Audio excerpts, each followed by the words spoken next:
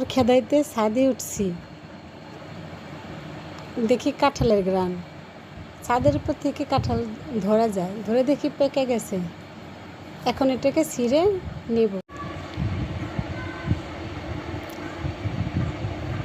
কাঁঠালটাকে নিয়ে এখনই খোসা ছাড়িয়ে নেব। তার আগে একটু সরিষার তেল হাতে মেখে নিলাম, না হয়তো কাঁঠালের কষ ভরলে উঠতে চায় না। দেখুন কিভাবে এটাকে আমি ভাঙতেছি।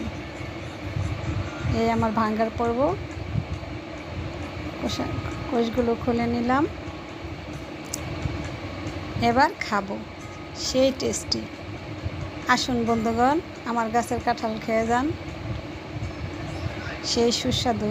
একবার খেলে আরেকবার খেতে মন চায়। সবাই ভালো থাকুন, সুস্থ থাকুন। আল্লাহ হাফিজ।